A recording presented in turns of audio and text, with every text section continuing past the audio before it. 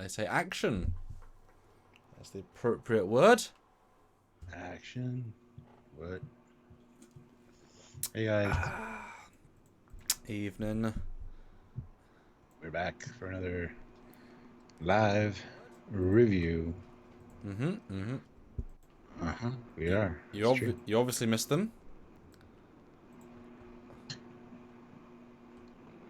I don't know. Do they miss them? I'm sure they did. They better. I'm just gonna let the audio bit because the audio's a bit bad tonight. Not sure why. Sounds like there's a lawnmower behind you. That's because it's just finished. I told you already. Okay.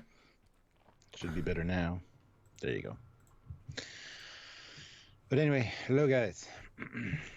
So what have you been up to today then, Stuart? Still editing this damn Birmingham trip. Did they work out the technical problem? Kind of. A little bit. No. I mean, I still don't have any effects for my editing software, which is annoying. But we're working on it. Still, it's usable, I think. So should have been out on Friday, and it would have been if it wasn't for the stupid software going sideways on me. But don't worry, guys. There's a Birmingham trip video coming up, which you guys are gonna hopefully love. And mine too, almost. Just need to work out what the ending is. Yeah, I'm looking forward to that. Yeah. I've been prepping some more episodes of comics. I scoured the comic verse. I found some pretty interesting ones. One that I showed you while you were here, that I was able to, not scan, but get a proper resolution version of. So that'll be fun to look at, I think. Yeah, some cool licensed, but should they really be licensed ships? Yep. Worth looking at anyway. Yeah. Because they're ships. Let's see. What do we got here for people? We got 35 people watching right now. So everybody hit like. You know the routine. Well, hopefully we get to 130. That's my hope. Well, we got 30 likes already, so that's amazing. It's a good number. I guess I will share right away. Yes. And talk to you all in a moment. Yes. So, guys, I haven't said this for a while because we haven't really done a lot for a while, but super chats are important. They help with the channel. So if you can, please super chat your question or comment. We'd really appreciate it. And it, gets your voice out there too. So it's important. Also, don't forget the links down below. They do a lot of cool things like save you money on Eagle Moss and stuff like that. Plus, you can get some Trek Yards merch and some really cool stuff that also helps us out in the long run. So, and don't forget Patreon. We've actually got some cool Patreon stuff coming. So if you might have to reevaluate your tier, whatever you're on, you might have to up it a little bit because we got some cool stuff coming for Patreon subscribers. We're going to have a live talking about all that though. So you know what's on the way and whether you need to adapt your Patreon accordingly. So he's just sharing this around right now. And if you guys can't super chat or help out that way, one of the best ways to help us out as well is just hit that like button. And don't forget to share the video around to people that might enjoy it, that, enjoyed TNG, might want to see a review. That'll all be very helpful for them, I'm sure. So share it around and it helps us out as well. Dan23 says, Trek Yards, if you do vids on starships from the comic books, then I will be watching those. Yes, we will be doing a few. We have a few to film. There are some interesting designs in there, even though they're usually just for a panel or two sometimes, but definitely, and it's weird. It's riding that licensing line that it's licensed, but it's not really officially canon. It's just kind of weirdness. But there are some cool comic book designs for sure. So hopefully you guys will tune into those as well. So Bernard Francis though throws in $5. Hi guys, so glad to catch you guys live again. Hope you are having a great November so far. So far, so good. Yeah, but we're not far into November yet. No. I mean, kind of know how I feel at the end when all the finances line up or not. So it's kind of like we'll see, and if the short trek's good or not, because that will really determine if our November's good or not. And when is that? That's the 14th, right? Yes. They haven't released a trailer, so I have no idea what it's about. Okay. Okay. Don't think it's Well, a Pike one. I don't know though. I don't know. But yeah, so we're looking at Loud as a Whisper. We took a little break back in TNG Storm. yes. Before I say what do you think, I'll just say we're getting to those weird ones where, you know, I only really watched these when I was younger on VHS on a standard def small screen where I was like under 10. So my memory of some of these are less knowledgeable. So this one for me, all I remembered was the dude's face Mm. and the fact that he was deaf. That was it. So this was almost it was like I should have remembered, but why would I necessarily? So this was really a first watch from me, especially like being as an adult to see the depth of the script and stuff. So this is very much my first watch in a sense. But Stuart, I mean, do you remember seeing this for the first time? Do you have any sort of preconceived thoughts of it? And then what did you think having watched it this time? I do not remember for the first time. No, you always ask me that, and I rarely remember that kind of thing. I just know I've watched it a lot over the years, and it's not one of my favorites. It's one I could skip, although it does have some cool visual effects in it for sure. And this is just basically the whole time I was watching this, I'm just thinking Space Jesus, because that's what he comes off as. But I mean, it's got an interesting premise, and even the way it resolves at the end is interesting because, you know, but we'll get into that when we get there. It's just, I mean, it's all right. A lot of people said this is probably one of the best episodes of season 2 in the comments on Facebook, and I'm like, huh? I don't know about that, but I mean, it's not a bad episode. It's well acted. It's the first deaf character in Star Trek. The actor's actually deaf and uses sign language, so that was really cool. So yeah, it's got a few things going for it, but overall, not one of my favorites. So yeah, that threw me for a loop because again, I had no real knowledge of it. So seeing, it's one of the best of season 2, I'm like, oh, okay, cool. That's exciting. Obviously, expectations got raised. And my biggest thought for this entire episode was, okay, halfway through, when did the actual plot begin?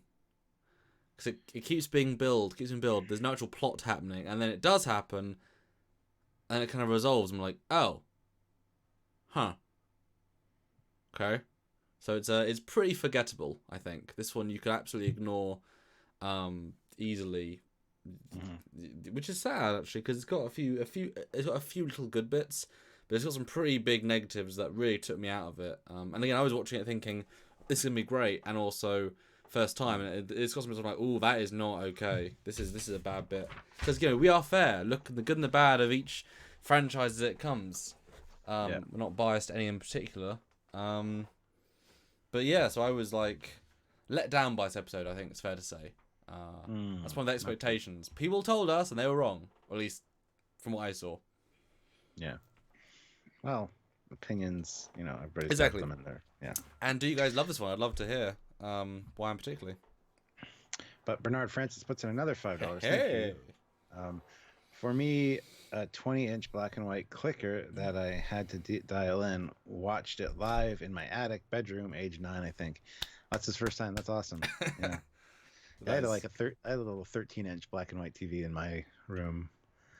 When I was, back in the day. But anyway, I mean, we had one TV pretty much from like 1996 to 2010. So HD was quite new here. And then 4K was not, because that one died in like 4 years. The first one lasted a long time, the second one died pretty soon. So they went 4K because I was like, I want to put money in to get the 4K as well. Well, DGR Blue's saying it's not great. It's forgettable. Yeah, I think this one. I think either personally speaks to you or doesn't. It depends how you take it. I mean, I can see a lot of people thinking that's great, and that's fine. But I can understand why people don't think it's good as well. So I can see both sides of that.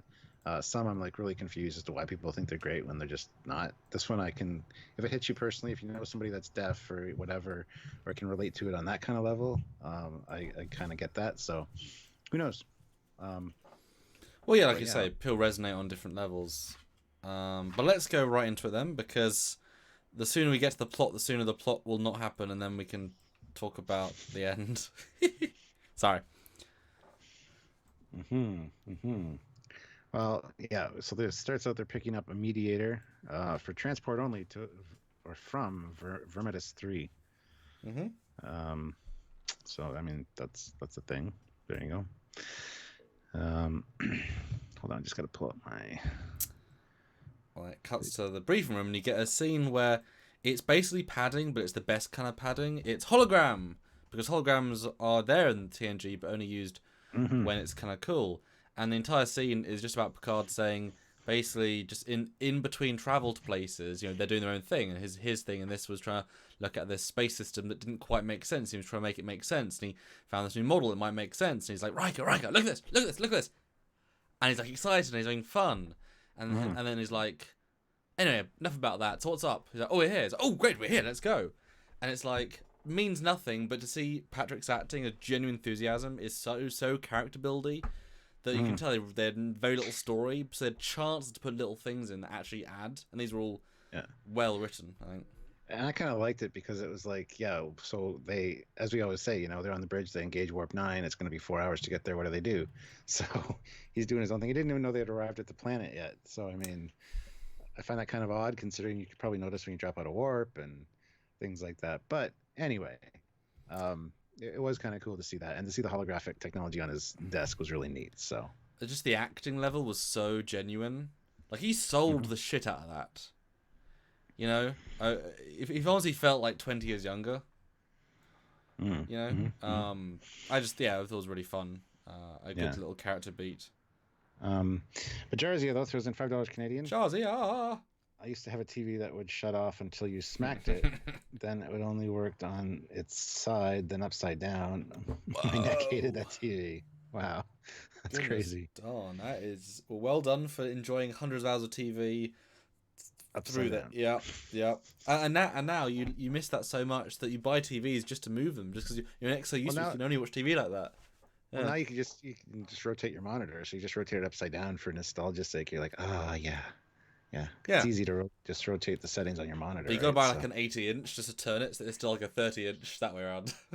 Yeah. But we find out that Riker is uncomfortable with Picard leading the away team, and Piker. It's like Tuvix. Picard says it's not an away team. This is actually a ceremonial function. So they says, cluck, cluck, cluck, number 1. Sir, you're being a mother hen.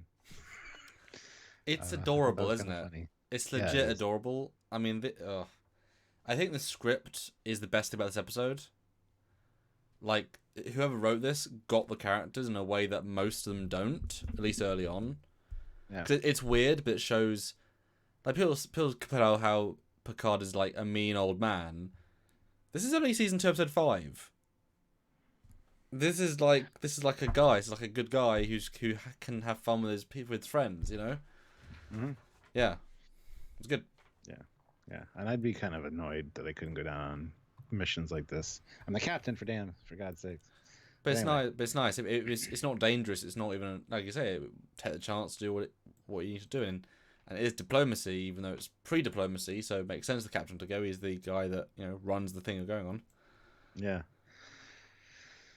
So anyway, they beam down and there's nobody there. But then soon enough, Riva shows up, and this is Riva. Well, you skipped one thing. Worf gets a moment. They ask, Worf, what's wrong? Nothing. No, I'm invading your privacy and your mental thoughts, Worf. Don't hide from me. It's my right to tell everyone what you're thinking. He's like, I feel uncomfortable because he's coming on, because he's he helped ambassador things, and we only invented the word peace because of this guy. Those notes are lower on my list. It comes after this scene, so. Oh, I thought you said we already beamed down. We had, and Riva just walked in the room. I said, "There's Riva." But the Worf thing is before he beams in. That's why I'm stopping you. But my notes say otherwise. Well, but anyway, they're wrong. I watched it an hour ago. This is where. I guess Riva it's announced that it's his name before they beam down, I guess. Yes. But our job is not to police the galaxy. And Worf's feeling apprehensive. There you go. Riva negotiated many treaties between the Klingons and Romulans. And the word peace, yeah. Klingons are Romulans or Klingons are humans? I thought they said Romulans, that's why. Oh. But Yeah, before him there was no or Klingon word for peacemaker. So there you go. Yeah, they were saying Reaver in the corridor, but this scene made me feel a bit weird because, like, is it really our job to tell everyone what everyone's feeling? Like, that's invasion of privacy. You know what I mean? Like, yeah, if it's your head of security and they're beaming down with you, you should know all their concerns ahead of time. So I don't think that's much of an issue. I'd want to know if my security officer was on edge when I went down and why. But I mean, we know Worf. He's relatively professional enough to tell command staff 8 times out of 10 when he's on. You know what I mean? It's such a small thing that just doesn't affect the mission whatsoever. It's just weird that she's like, I won't let it go, Worf. I must tell everyone what you think. It just felt, like, do you think like when they go to dinner and someone's trying to flirt with someone and she's like, oh, George, you know she fancies you, right? George's like, what? Yeah, no, tell her, Susan. Tell him, Susan. I can see it in your brain. And everyone's like, for God's sake, Dada, stop telling everyone thinks. Let everyone breathe, Jesus. I don't know. But Bernard puts in another $5. Oh, crazy man. Seeing data there reminds me of the way we used to pronounce it. In the 80s, we were taught to say data or data, and now it's data, thanks to Patrick. Well, both are correct. But, yeah. One's a person, one's not. Or an android, one's not. There you go. And Jarzia puts in $2 Canadian. Why can Geordie's blindness be cured and not deafness? Well, we'll get to that scene when we get to that scene, but... There's a whole thing about that. It's okay. We'll get there. So then they beam down. And we see Riva. And Riva is empathic and deaf because he starts talking to, kind of has a thing with Troy there. So we find out he's partially empathic as well. So did they actually say that? Okay, I missed that bit. I just thought it was a guy. Although before again, I'm calling out the good and the bad. I like the set. It's very sort of generic TNG alien, but I think it's actually quite well crafted. And it spends like a moment of them walking around, and then hard cut to titles, and it's like, wow, that was an awful cut. And then hard cut back to the ship, and like walks on the bridge, and then cuts back to them, and it's like, wow, that was awful editing, just absolutely atrocious. Yeah, and then he walks in, and now starts the creep fest. Before the creep fest, Lizzie Smith puts in £4.99. Hey, just showing my support. Oh, and everyone slap that like button. Yes, indeed. I feel like her picture's now the Joker on YouTube. Are you joking? Are you joking? Yeah. Hi, Lizzie. I'll jump back to Troy in a minute. So what do we get introduced to then? Well, his chorus. His 3 people that help him communicate. One is a scholar and a dreamer. The other is his passion and libido and the warrior. And the other one is harmony, wisdom, balance. Binds them all together. So I do appreciate Degra is Degra's great grandson is playing scholarly, because Degra always felt quite scholarly. So I like his great grandson is. Huh? The actor on the left played Degra in Star Trek Enterprise. Gotcha. But so, I'm just call him Degra from now on because he's great and it's Degra. So, okay. Yeah. A very long scene, but I think reasonably well written and acted. I love how this Riva guy, for being as patient and peacemaker as he is, he gets mad very often. He's does like, on a dime. Speak to me. It's like, chill out. They're the people I can communicate with. I'm guessing though that. But anyway, I'm guessing that they did explain that everyone in the ruling class of this planet is deaf. It's just a thing, and it runs in their family lines. It's been a method that's gone back centuries. So yeah. Yeah, because as soon as they said early on, oh yeah, we've had this means of communication, the 3 and 1 for centuries. I'm like, how old is he? But no, it's just his class, his family. So I guess he's used, if he stays on the planet 9 times out of 10 months in the year, obviously everyone talks to him, and so one person suddenly comes in and doesn't talk to him, I'm sure that can be quite like, the hell? It's the same as having to speak to somebody from a different has a different language, and speaking to the translator. And you're supposed to still look at the person that you're talking to, Yeah. and the translator's just there to. So it's just a thing. All right, I'll jump back to Troy for a second. So he walks in, and it's just uncomfortable. He gives her eyes, and she has uncomfortable faces, and for like half the episode, she's clearly thoroughly uncomfortable with what he's doing, and he's still pursuing her. And then it sort of on a dime for some reason. It's just like, wow, that was a interesting choice. It's creepy because he's like 3 times her age, and I don't know, it just feels weird to me. Weirdly acted. I'd say they're about the same age, personally. He just has a beard. That's all. But I don't she's think he's not that much older. Well, she's in her 20s. He's in his 40s at least. I mean, And well, what's wrong with that? well, it still feels a bit creepy because she's meant to be this young lady, and he's this older guy. You know, whatever. But it just felt his acting as well, and her acting just looked so uncomfortable. But yeah, and the people pop in. It's fun. It's well written, although the question then comes about: do they just walk around with him all day, every day? I guess they're non-people then. I mean, because he can talk with just one of them, although it limits his, I guess, partially his expression, but not that much. But I guess also you assume that on his planet everyone comes through sign language because the whole ruling class has this. So maybe they're mostly for other worlds. Because if you could communicate, and if you said that he's slightly empathetic or telepathic or whatever, then, or something like ilk. I don't know. It's very elaborate, isn't it, for this? Like, it can't be normal communication, but I guess ruling class, they can afford just to have people, you know. Because, I mean, does money exist on this planet? Is he paying these 3 people as part of the royal salary just to walk around with them every day and not be looked at? Oh, well, you know, it's a yeah. Would be easy to have holograms, Stuart. Have a little neural interface and just have holograms. They wouldn't have to, you know. That'd be great. That'd have been the sci-fi approach. But then you couldn't kill them. Exactly. And So one more thing, and I love the Degra's character, and the woman's fun, but the other guy's like, yes, I am the lust. It's like, Jesus Christ, okay. I am the libido. It's like, my God, sir, wow. Inappropriate. It's funny. But they beam him up to the ship, and then they set course for Solaris 5. Warp 8. And, I mean, we always bitch about it in Discovery, but they literally warp out from orbit, which is fine, you know? So can't really complain about that in Discovery now, because they're doing it in TNG. But at least they went to Warp 8 and not like Warp 2. You know? Yes. At least they did. But then they're on the bridge, and they're having a chit-chat, and he's, you know, puts his hand on Data and does all the weird stuff.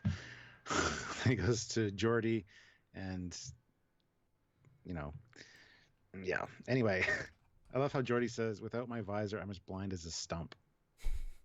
Yeah. It's like, okay then. All right, cool. But then he gives the whole talk like we're special in our own way, both of us. And Jordy's like, yeah, that's always how I've seen it. Pardon the pun. I don't know. Just unique, I guess. Unique. What, do you not like this scene? It's all right. Just yeah, it's fine. I mean, you can analyze as well. You know, what I saw as soon as he walks on the bridge, I like Riker's confusion confuses me because if he's one of the most famous negotiators handpicked, no one bothered to read the brief on him. Because this would be like the first line of the brief. You know what I mean? Like, not, you know, special requirements of ambassadorial, special quarters, special food, also 3 separate quarters, and you know what I mean? Like, no one bothered to read the brief, which doesn't quite make sense. I like that as soon as he walks in, Picard tries to talk to him, and he puts his hand up saying, basically, shut up. I love the power play there. He's like, no. Thanks for having me. I can't hear you anyway, so just don't even waste your breath. Yeah, well, yeah. But he stops him from having a conversation by saying thank you, but it's such a power play. It shows the arrogance of this man is just like on the level. And he still comes off as a nice-ish guy, but like there's some fun psychology stuff going here. And then this scene is so lovey-dovey where he's touching everyone. I just kept thinking, thank God this wasn't the first time he met Troy, because he'd have done this. Well, he touches everyone except her. It's like, really gonna touch every woman's breasts? Is that what you're gonna do, Mr. Man? And then Geordie's bit's fine. Although LeVar's acting, I love LeVar's acting. He really sells all the techno-babble he's given. Quality actor, really is. Yeah. Jeff Jacobs puts in $2. Hi, Jeff. 50 again at 100. I think of them as advisors too. Yeah. I mean, they didn't really have any personality of their own, though. I don't know if it's meant to be a two-way communication that they're telling him what they think, because he was so like dismissive of them. So I got the sense they're just mouthpieces, but all in one big unison. I feel he's too arrogant to accept their advice as well. You're just my lust. What do you know? Depends how symbiotic it all is, because it's not really explained fully how they communicate. It's kind of like, oh yeah, we're just in tune with each other. It's like, okay, what does that mean? I don't know. But then yes, there's a briefing for the Solaris Wars in your quarters, and he asks, with permission, I'd ask Troy to escort me. And it's like, okay then, sweet. And her face is like, don't let me go with him, Captain, please. Oh shit, okay, I have no choice. Shit. It's like, god damn it. Okay, and Picard's like, oh, yes, sure. Just me and Lust Guy are gonna go with you to I quarters. know! Don't worry about the 2-on-1, it's fine. Yes, reason to stay behind. I want to go with Lust. It's so 80s screw women. Like it's just not. It didn't feel appropriate in this episode. They should have known better. Wasn't good. Yeah. But then they get down to the quarters, and he basically starts chatting with her, saying how much of what we do is similar. We both help people. We both, details. What's it? Details of why. But yeah, this is just a interesting scene, and she does kind of turn on a dime pretty quick. So smiling and being friendly with him, which is fine, but it did feel a little odd when they first entered the room. That's all. Especially as he walks in and he's like, "Oh, now that we're here, I feel all these feelings." Yes, you took her to your quarters with lust. They're feeling horny. Wow, great. But it does sort of keep a sort of level of PG acceptableness in a sense. And I mean, she can feel what he's feeling, so I guess she's feeling how genuine he is. But I guess he just likes the alien strange. I don't know. I don't know. It's a weird. At least he's given stuff to do, which I appreciate. And this is certainly in her wheelhouse of dealing with this sort of situation. Yeah. Although it made me think, especially later on when the lust guy goes to go lust somewhere else. That if she was her mother, the communication would be like this. It'd be, any normal Badezoid, this is perfect. But the fact that she's half Badezoid really makes it kind of difficult, Yeah. But then we go back up to the conference room, and they're trying to talk about the history of the war, because he went through it rather quick or whatever. But he says the details of why they fight her is not important. They've been at war for so long, it has become personal. And we learned that the factions have actually been at war for 15 centuries.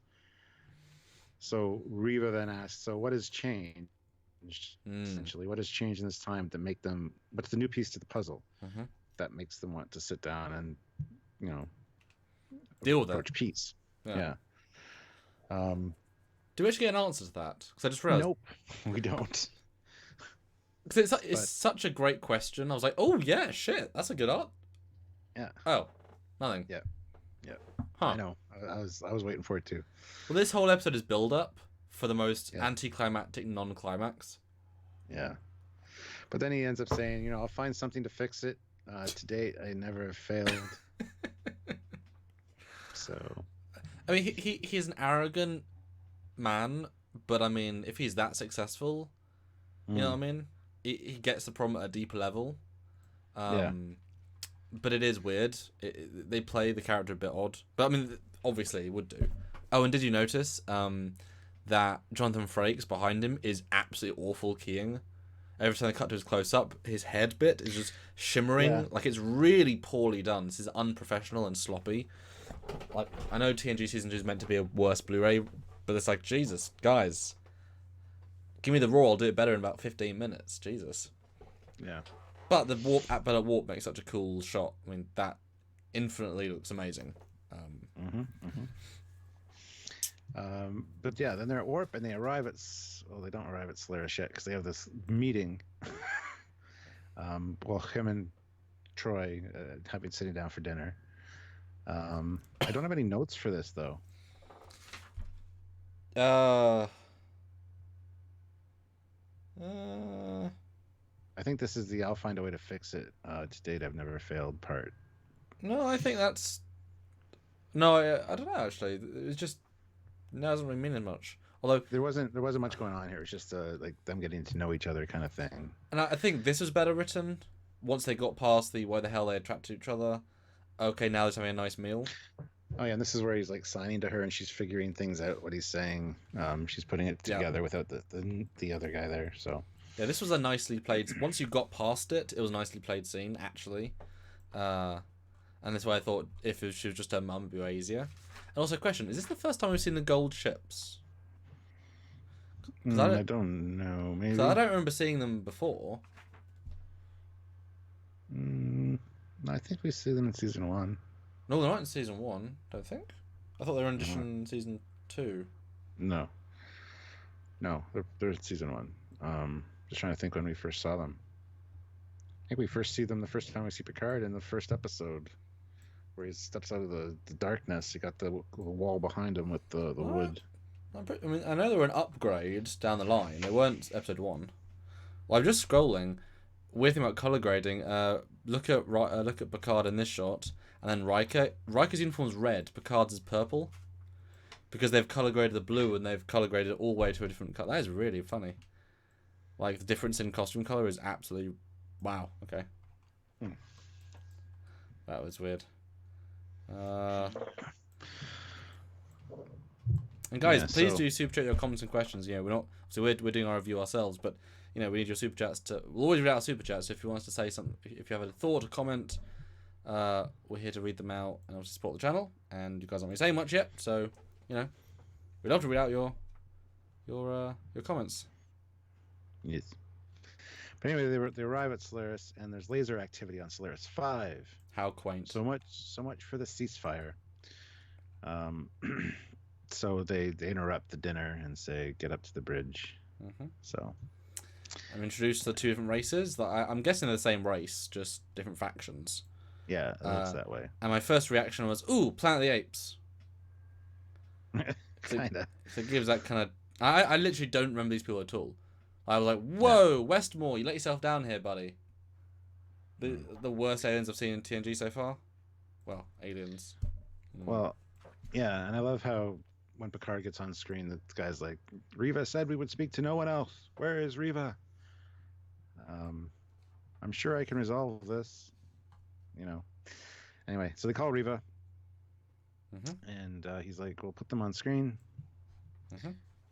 And yeah, I love it. We got the conference call split screen again, which is great. Yeah. Although I don't know, that they seem to be in a pretty primitive area. I don't know what they're looking at, whether they have portable monitors or. Yeah, and they said this is the weak signal, but what does that even mean? Like either you can and can't transmit, or you can't transmit. What? Yeah, well, that was kind of odd. That was never explained either. Unless it's like so primitive, but then the Enterprise should be able to like boost the signal or whatever. It's the Enterprise, for Christ's sake. But it's still in HD. It's just in like color. Like it should be blocky rather than fully HD, but with yellow stripes over it. You know, like when our signal goes crap, it just goes blocky and low poly. Like give us, you know what I mean? And you know, you develop video cameras quite early on, relatively speaking, in historical development. We've had them for a long time now. So whatever. It was just a weird thing to. I didn't even add anything. Like I guess No, it trying to didn't. say it's like, oh, the planet's destroyed. But they still have communication. They can get to orbit in real time between three sets of people with a spaceship who've never communicated before. Alien tech. Didn't seem that primitive to me by that logisticalness. And again, Well, these guys are definitely pre-warp. Can I just say, these guys are pre-warp. No chance they have warp capableness at all. So why the hell are we? And who even found out they were warring? If they've been warring 15 centuries, yeah, 15th century war. So what? The Federation bump into them, say, "Oh, we're going to interfere with a non-warp capable species. Oh, they're warring. Let's give them documents of who are negotiators. They'll ask for an alien negotiator that's like thousands of light years away. We'll go pick them up, bring them to you, even though we're not diplomats, even though they have no right. And they say you have no right to be dealing with us. And then they have a meeting. How does that make sense? Just never said they're not warp capable, or that the system they're in doesn't have a warp capable planet that wanted the Federation to step in on their behalf because they're a Federation member world, even though this planet isn't, but it's part of their jurisdiction. Who knows? I mean, there's lots of things that could happen that way, so I have no issue with that. But really, it's pre Prime Directive is a concept. Because if you really think 15 centuries, 1,500 years of warp, and they think they're warp capable, you don't think they would have gone out and got like weapons from different warp capable species or left the planet. You know, war tends to stop that sort of exploration. You know, you don't tend to. We went to warp drive. We didn't use it to bomb the planet. They just didn't think about it. They weren't there yet, and it's just amazing how they completely abandoned this as a principle. Like in retrospect, it's just broken Prime Directive. They just don't care. It's weird. Does not make sense. I don't know about that. But anyway, Bernard Francis puts in $5. Who would you get along with better, Oksana or you mean Luoxana or Deanna? Who is more Betazonian? Probably Deanna because she's part human. But yeah, it's Luoxana, not Okasana. Yeah, Luoxana Troy with complicated space. I mean, Luoxana is way more Betazoidian, but also she's very much just her. She's a unique one. There are no other Betazoids like her. Jarzia throws in $5 Canadian. Laura Reloaded did a video on Charlie X the other day, and while the social mores of TNG are dated today, they're positively equalitarian next to TOS sexism. Okay. Cool. And Dan23 says some pre-warp species may have advanced communications or sensors. Yeah, but just because they say hi, the product is pre-warp. It doesn't, I mean, we're sending signals out there, but no one's saying hey back. Prime Directive only applies to cultures that haven't had contact with other planets, as people obviously have. How? I guess just some alien said hey.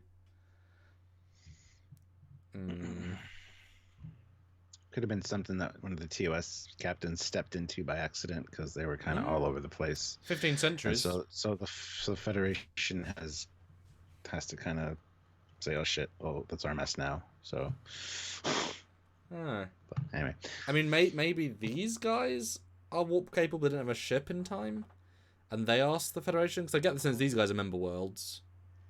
Do you get that sense? The Deaf Dude's planet, Reva. So maybe they were like, we got asked by this other race, can you take us a lift because our warp is, warp 4, you got warp 8, and they're dying by the minute. Maybe? Pretty much, yeah. I'd buy that. I mean, and that's why Picard is very hands-off. He doesn't really do anything in this episode except be himself. So I guess that fits. He's not actually interfering, he's just a taxi service. Really? But they were telling Reva about the history, so they obviously didn't ask for the mission. They didn't think it through. It's fine. Whatever. Wasn't thought through. But yeah, they want to go down with as small contingent as possible because don't want to scare them off. But I do like his diplomacy. He's like, guys, you could kill each other, or you could be brave enough to meet, like heroes and brave people. Like I'm manipulating you, fools. I like that. It's quite well said. Yes. So they beam down, and I don't know, it's kind of an interesting planet shot. It's map painting the shot. Map painting the planet. And then we find out we're going to need 3 torches. a three-sided, or some torches, a three-sided table, and if possible, make it resemble indigenous rock.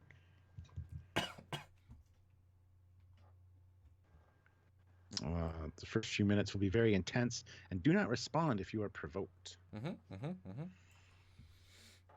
Yeah, this is a promising start. Oh, sorry. Yeah. Jars with those in $2. You can't be drinking Romulan ale on duty, Captain. Well, I am, so yeah. That's funny. I don't know. There's nothing. I do love that they call up Geordi, who's in engineering. He's like, yeah, I can replicate that shit for you. It's fine. I thought it was a good scene. Oh yeah, this is where I was like, oh, the plot's gonna happen really soon. Nope, not yet. We're how many minutes in, and it's a good setup. It's a slow build. But we're gonna get the plot soon, because we're still in the story, but not the plot. Like the wrapper is still happening, but not anything interesting's happened yet. And yeah, Geordie was funny because it's just like, yeah, I'll just replicate that. It'll be down in 10 minutes. It's fine. And that's just gonna need to walk to the transporter room. Easy. And then instantly, Wolf's like, they're coming. I was like, okay, great. And again, Planet of the Apes will come in with a very poorly cheap laser. Just looks awful. It's so generic 80s sci-fi. Like they have no personality. Their look is the most generic possible thing. Would you not agree? I was gonna say they look kind of cool. As primitive laser weapons go. Kind of Buck Rogers-y, but yes, still, that. Generic 80s. Exactly. I don't know. And then the other guys appear. And do they have better guns? Well, no. I mean, they look like they have like Star Wars, but without the budget. I like the costumes better though. Both weird. I think. See, the first dude's costumes like our Starfighter jackets, or like the Viper pilots, like the sort of cream with the neck stuff, and that's the vibe I got. Like a reuse from another thing. I mean, full on, they look better. Anyway, the one guy freaks out and is about to shoot Reva. Riker whips him out of the way.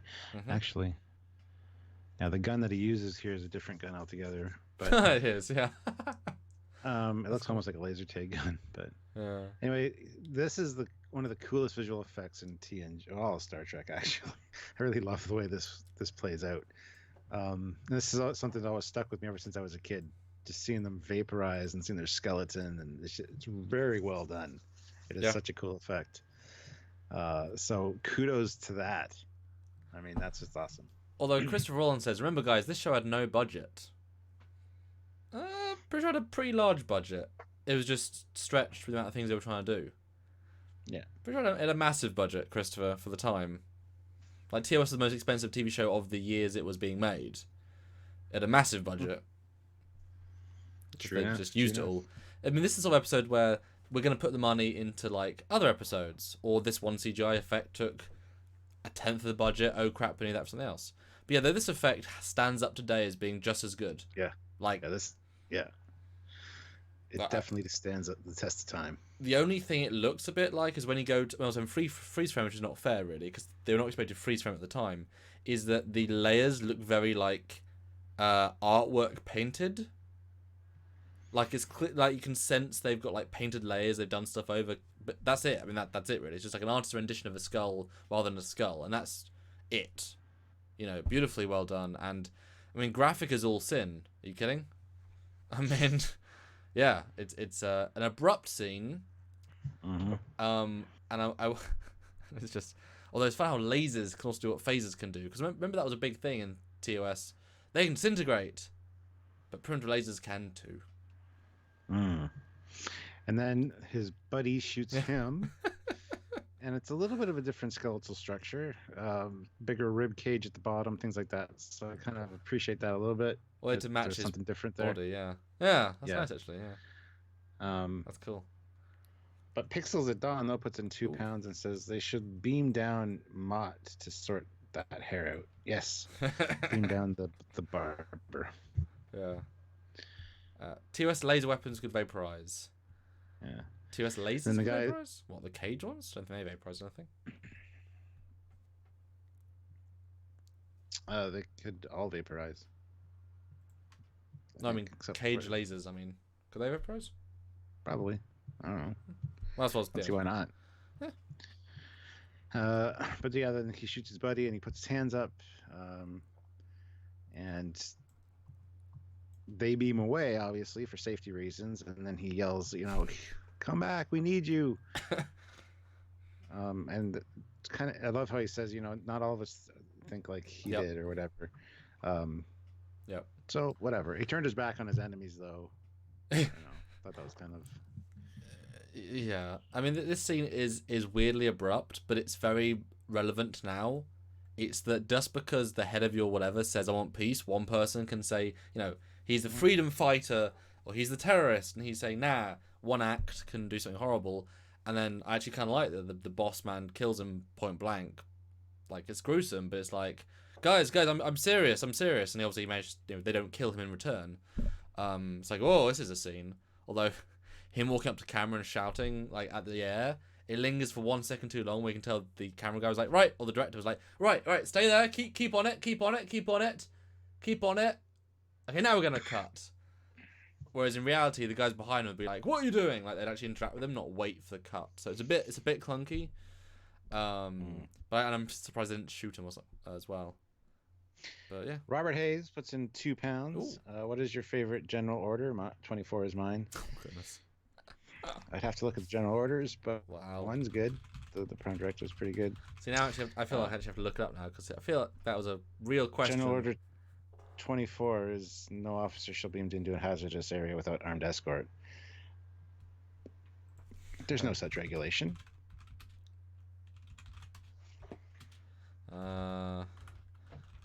But anyway. Okay, I'm gonna do a joke answer.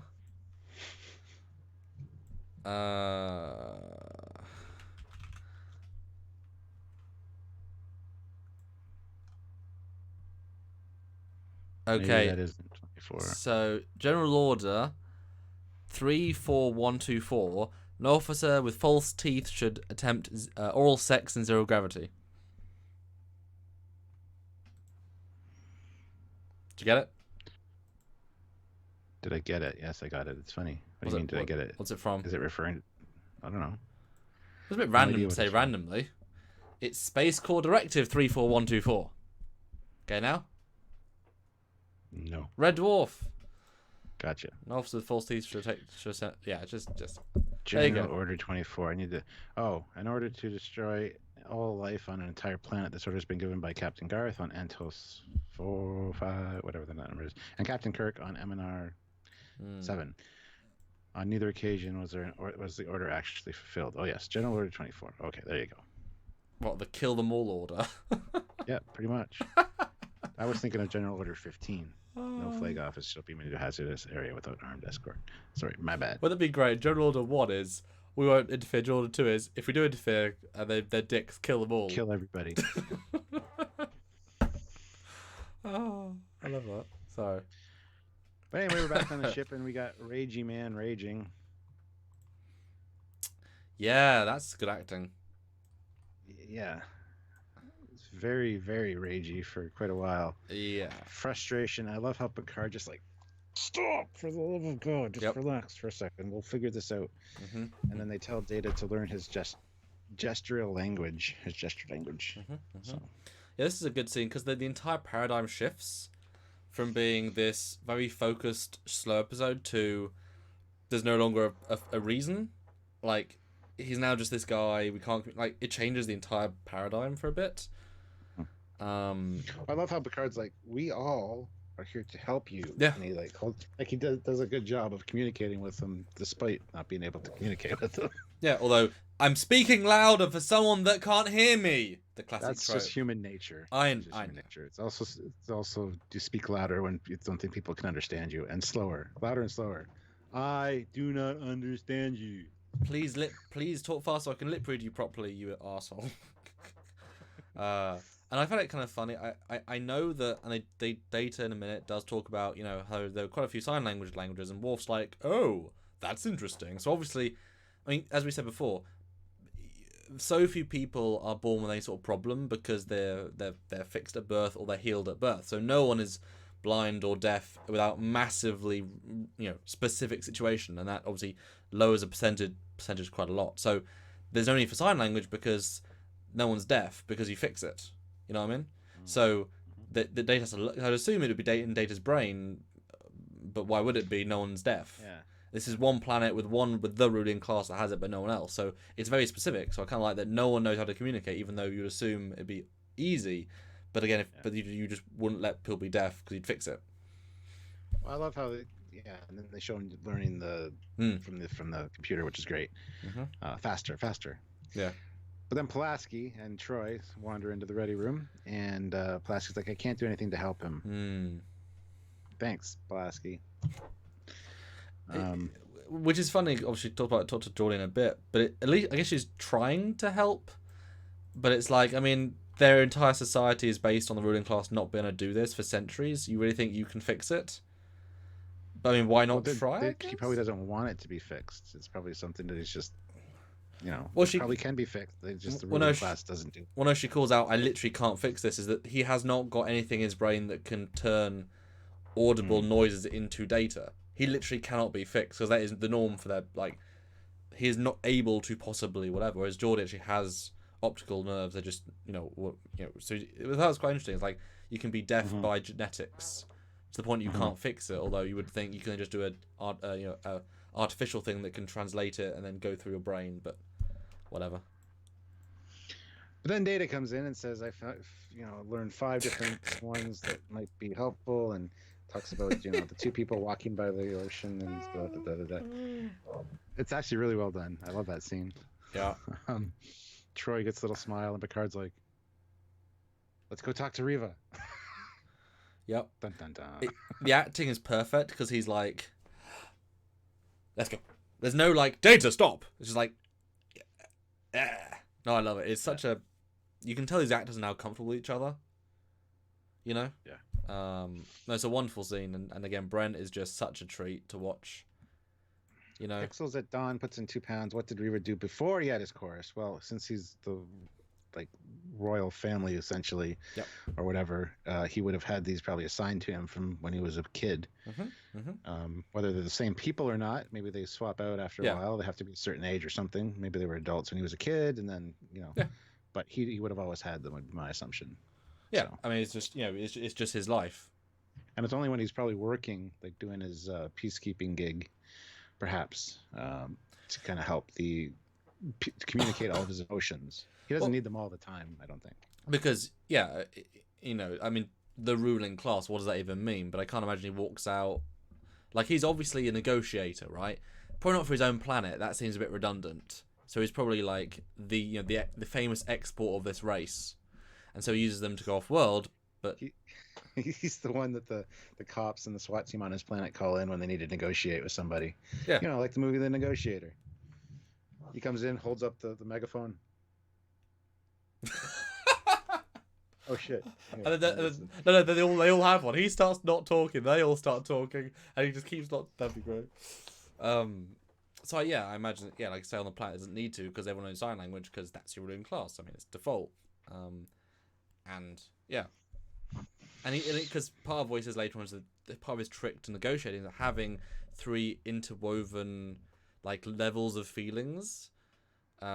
Even though you kind of get like these people aren't, his interpreters aren't bred for this. They're just people that were obviously picked because they might have slightly better in one or another. But they're also well-rounded people. So like the lust guy can also be a creative. Just that's not his main gift. So I guess it allows for depths of thought because you're incorporating 3 full people plus his own thoughts. Yeah. But he's not transmitting his thoughts in like they're just saying what he's saying. But using their own inferences around that, I'm guessing. It's not that well delved into, to be honest. It's kind of flat with how they establish it. Although, did you notice they gave all of them a very, we're dubbing over with a bit of a sci-fi like reverb? I didn't notice that, no. Rewatch it. They're not just speaking, they're actually actively doing a thing on top of it to make it sound all sci-fi, which implies they're like psychically linked to some tech, which would have been nice to have seen. But I mean, whatever. Yeah. So anyway, he's in the conference room, and they go in, and he basically goes through the whole, it's my fault. I'm responsible for their deaths. I thought, who could possibly hurt the great Riva? I cannot continue. Goes on to say, Data is a fine machine, but he cannot convey what is in my heart and my emotions. My cores cannot be replaced. So it's a great conversation they have here, and yeah, he's acknowledging he was kind of arrogant. He was kind of, nobody would dare hurt me or whatever. So it's a great scene. Yeah. Well written and well acted. Yeah. So. No, seriously. I mean, that's why I say the script, I think, is the best part of this episode. Like, it lets it down in some places, but on average, it's actually a really strong script. Because, yeah, I mean, this is a lot you're trying to portray. And I like that he's only realizing now after he's got them killed they're his friends. It's like, and they were my friends. He's like, shit, they were my friends. We have barbecue sometimes, just talk to each other. Well, I mean, I talk to them. I love how Data's the one seems like grab the bull by the nuts kind of sign. I don't know what that's supposed to be. But... Would fondling them help, sir? Yeah, that is the best. That is a good Brent. You know what you should have done together. When we met Brent? We should have shown that to him. It's like, Brent, do you remember when you did this scene? He's like, oh God, what the hell was this? I hadn't done screen caps at that point. No, I know. That'd been funny. But it is odd that he's doing sign language because he reads all their lips, so it's very redundant. But I guess why not? Yeah. But then we're down in sickbay and we get Pulaski.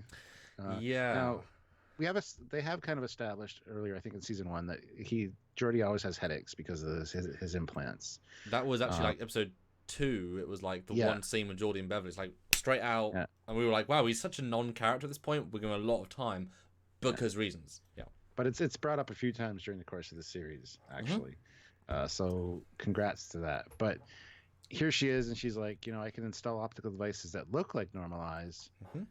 They'd almost be the same as your visor with about 20% reduction. Or I could attempt to regenerate your optic nerves. And with the help of a replicator, generate you normal eyes. This is no longer impossible, because Geordi says, I thought that was impossible. And she says, I've done it twice before. So, I mean, she's a good doctor, and I have no issues with her in this scene. She's absolutely on point as far as being a good doctor, but it just seems like odd time to say this with Riva on board. Just saying. It just kind of comes out of nowhere. But, yeah. Yeah, it's a scene that is there because we're dealing with handicapped, I guess. But, I mean, I'm assuming then that she's an eye specialist. Seriously, like, because later she helps. No, she doesn't. Yeah, she helps Picard with his heart surgery, doesn't she? Yeah, but she's not the lead. She was not the lead on that though. She was like a joint lead. Okay. But I mean to fully, like, the fact that he's lived his entire life with it, he was born with this, and knows how to fix him until now. That tells me it's very, very difficult. So she must be legitimately an eye specialist, because you're not a specialist at everything. And for it to be twice before, to which you would think after 5 episodes, probably like 6 weeks on the ship, 8 weeks on the ship, give or take. Yeah. He didn't do research on her, or it come up that, oh, did you know I fixed 2 people like you? He didn't mention it. Oh, I didn't think you'd care. What do you mean like me? Black, what? Isn't it? My hair? What? No. It's so out of left field. Like, it's not just like because I like you, Geordi. I've been looking at it. I have a theory. It's like, oh, I've done it twice before. I mean, not exactly like you, but twice before. It's like, what did you tell me before? Yeah.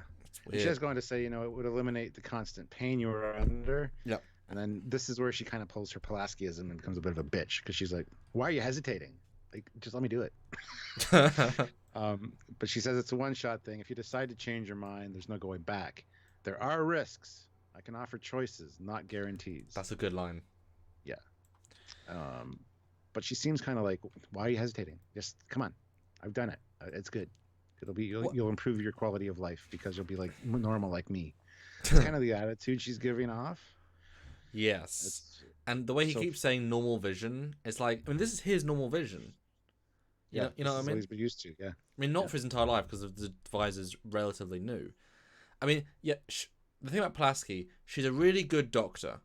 Legit. Comes across great, very knowledgeable, but she has low levels of charisma and personality and bedside manner where you don't get the human sense of it. She could be Data. Like, in this scene, she's just an android giving doctoral advice, whereas Beverly is super warm and friendly and relatable. She's not. Um, but as an engineer, I mean, you got to think this guy is incredibly skilled, right? And now chief engineer of the flagship. Guess what? He's cheating. He sees shit no one in his staff can see. If he walks into a room and says, "What's wrong?" "Oh, there's something wrong with the lithium chamber." "Yeah, it's cracked." Like, he bases his entire way of living around this ability. If he loses his sight, that is his entire edge as an officer gone. He takes that for granted. He will actively be a worse officer without his vision. And he never goes without his vision at any point. Even in the feature films, he has eyes with the same abilities, just... That's what I was going to say. Yeah. She offers him that first. The chance to give you eyes that are Yeah. they're artificial. Yeah. They reduce what your visor can do by about 20%, but still everything else would be basically the same. I assume by the time he gets them in the movies, they've already upgraded them to the point where they're better than the visor would have been. Well, so that's why he chose to do it. And not just that, because the rejuvenation of insurrection, or was there something in between? There was something that helped. But it's like I love the fact that was brought up, that you could be fixed. You just be less, like, he wants to be a good officer. Like, he was accepting the pain for years. I mean, I guess that probably still hurt him then, maybe just less.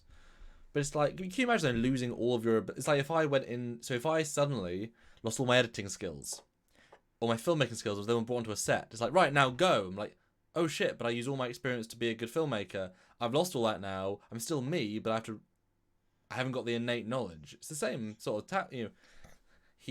He's got the book smart, but he's also got the ability to see things no one else can. You know? Well, it's like my editing software that went sideways on me and to get the new stuff, and I'm missing half of the features because they didn't download properly. It's like, all right, cool, I can still edit, but now I'm missing out on all this functionality. They need to fix that, but that's just it's an issue with that they're working on. Anyway, that's beside the point. But it's actually a good scene. It's just a bit abrupt and season 2. Wow, okay. And she starts off being a good doctor, the way she speaks, but then at the end, it's like, why are you hesitating? You know, you're obviously disabled. You need to be fixed. It kind of comes off like that, and it's like, because I could buy it. I could buy that she would pitch to do, like, okay, small tweak in the script. If it was, I recommend you do the eye replacement thing with the other robot eyes, and it will lower your pain by 50%. That I can guarantee. And she's pushing that as the doctory thing. Like, why don't you do that? And then she says, oh, but I have been doing this research. I could fix you, but it might go horribly wrong. Like, do that sort of swap. So it's like, do this, obviously. Or you could do this. But whatever. Yeah. Just a weird scene just thrown in there because... Yeah. And so early on as well. It's weird. Yeah. And they never really talked about it again. That's until he gets them 8 years later. I think that actually in one of the upcoming episodes he does just tell her that she's thought about it and he doesn't want to do it. Ooh, but I could be wrong. Could be wrong. I don't know. That'd be cool. And we're back. Sorry, Robert Hayes. LaForge obviously can't afford it. Or LaForge it. LaForge, just like a Ford. Oh, that's funny. Yeah, he must be American with no health care. Sorry, guys. Anyway, so we're back in Riva's quarters. Data and Troy come in and says, the captain is taking you back. But first, he's given me permission to attempt to resolve the conflict down in Solaris. This is Troy talking. He's not happy about that. No, and she's like, do you have anything to suggest? Anything to help me? And he says, my technique was to look for something that they had in common. There was no trick to it. You know, just look for something that they have in common. That's a good starting point.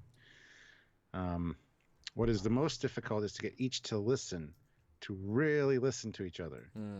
The real secret is turning disadvantage into advantage. And that's when it's kind of brought up, why can't you do that? Why don't you turn your disadvantage into an advantage? And he's like, and that just changes him right around because he gets all like, yeah, that's a great idea. And he, revitalizes the spark in him, which is great. So This scene at the start hit me as a weird scene because first of all, Troy, not a negotiator. no. Picard, doi, like instantly. If there's one, it'll be him, not her. That's absurd. Like she could possibly do it, but she hasn't any life experience. Well, what? They would make a good new chorus. You'd have Data, Picard, and Troy. Troy could be the empathic one with Riva. Yep. Translate that to what Picard is saying, and Data could be the one that's teaching them all how to do sign language so they can communicate with Riva if they need to. Whatever. You got a new chorus right there. Didn't you think that was going to come up? Like, weren't you waiting for that? I didn't. I just got that revelation now. No, I thought that was. I thought that was kind of the obvious. Would be kind of gimmicky. But I thought, like, yeah. I mean, the payoff is that this team negotiates and everyone's happy together. Like, because sure, we haven't really got the plot sort of happening, but we haven't really got, like, okay, what's the point? You know what I mean? We haven't got there yet, and it's like 38 minutes through. But now, in hindsight, having finished the scene, she wasn't given permission. She's manipulating him. She's saying, I mean, I'm gonna go do it, but if you're not doing it, you're too afraid. No, I'm too afraid. No. But if you had to give some advice to how you would do it, but you won't do it, what would you do? Even though you won't do it. You won't do it. You're too scared. That's good advice. I'll go do that and save the day. And at the end of it, it's like, nah, I'll do it. It's fine. At the end of it, he's like, hey, wait a minute. There is an advantage that I can use. And it's like, I love how he clicks right back into being engaged again. Yeah. It actually, again, beautiful acting on his part. Got to give that actor nothing but credit. He really conveys the emotion and things really well. So, awesome. And it's fun for him to go from this arrogant body language down and then back up again. It's broken and then come back. Yeah, you feel it.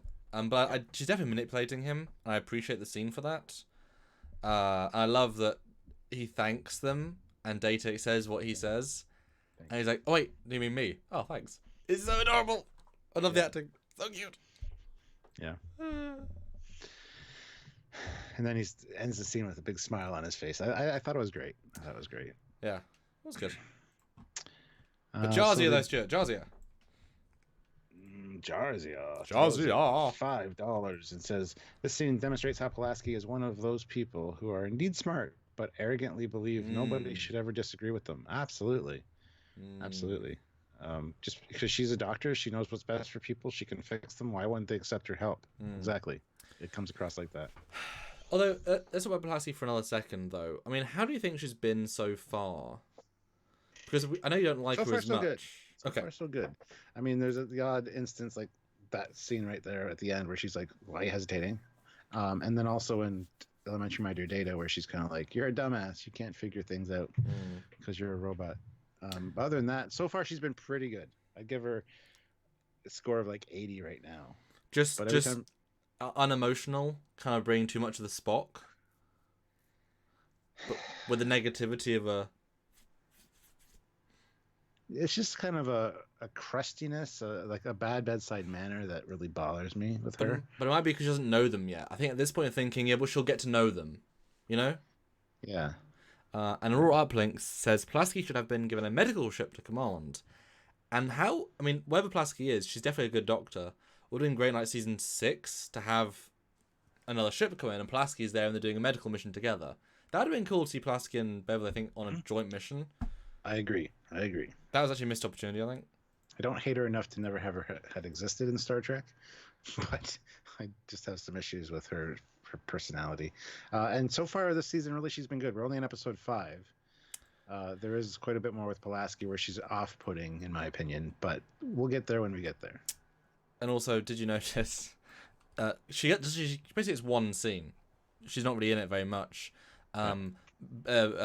Will Wheaton comes on set just to read Harry Kim dialogue, and then leaves. like you talk about the boy that obviously didn't know what to do in this. Like already, season 2, episode 5, he was there because he was there. He had no actual part in the plot. His boy geniusness is like that's gone. That's weird to have this real quick shift away from any of season 1 Will Wheaton. Yeah. Well, that comes back though. Oh, okay. Yay! So, yeah. That's funny. What's next? Anyway, they beam back down, Hmm. and let's see here. Where are my notes? Where'd they go? Oh, My God, then my they beam the notes are- table down. It's like status quo. Yes. Oh well.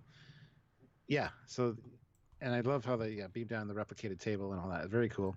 Hmm. With the help of Geordi. Hmm.